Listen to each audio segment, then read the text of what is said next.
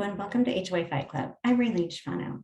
Today I want to talk about why the procedures of the CCNRs are really important. The board always uses the reason to fine you is that you should know the CCNRs. You should know what they say, you should know the process, you should know that they have the right to fine you, they have the right to lien you, and they have the right to foreclose. So you should know all that because you purchased into an association. But a board that is using an attorney all the time for their guidance is really, I would say, in my opinion, is mishandling funds. There is a board of a certain amount because they are supposed to know the CCNRs, they're supposed to enforce them fair and equally, and they're supposed to do the process of the CCNRs to save from spending excess money. Well, we know that that's not happening. We know that there's a lot of attorneys that jump in and get into things because it's a profit for them. Why wouldn't an attorney want to defend an association? It's a win-win situation for them. Whether they're right or wrong, they get paid. They get paid very well. I would say most HOA attorneys are making over $500 an hour, and they're writing letters. A letter costs, the homeowner $3,000 or $2,000, and it's really a $500 letter, but they just add whatever fees they want. So in the end, though, if that money for that attorney, the association ends up paying for it because the board was wrong, it is mismanaging our funds. It is showing that they're not doing what's best for the association, they're doing what's best for them or the attorney or the property manager. So when I look at an association, I really try to get a feel of what the board is doing, because there are associations that are running appropriately. They're doing what's best for the homeowners, they're concerned, they have a good budget, they have good reserves, all is good. But a majority, I would say, there's a lot that I've dealt with, is that they're being trained wrong. The board is being trained wrong because there is no formal education of a board member in an association.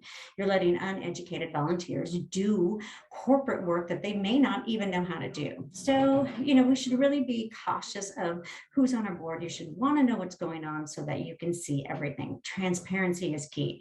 I, in my own opinion, don't think that there needs to be any executive decisions because we are all in this together. We're all equal members, and the board should be making decisions that are only good for the association, which is for the members.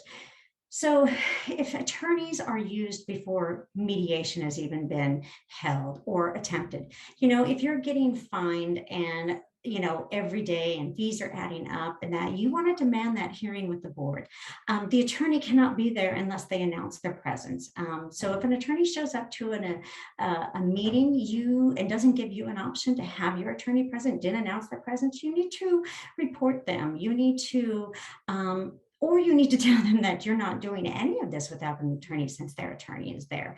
You have rights. There are property rights that are being ignored by these boards and that. So we really want to make sure that everything is good for the association. There's a lot of people in the professional side of HOA that would rather fine, lien, and foreclose than keep a homeowner in their home. So they have done these laws for super priority liens and non-judicial foreclosures because they want it quick and they want it above your mortgage because that hurts you the fastest, and they can get that house and they can, auction it off or fix it up or do whatever.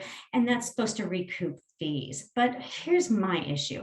If I have a $50 fine and it turns into $10,000 of attorney fees, that's really not reasonable. So as a board, you have to be careful to make sure that all your decisions are reasonable, because at the end, if you put the association up to be sued, it really does hurt everyone. And your goal should, as a board member, should always be to do what's best for the association. And attorneys that don't tell you what's right or wrong and they just go along with the flow, that isn't wrong.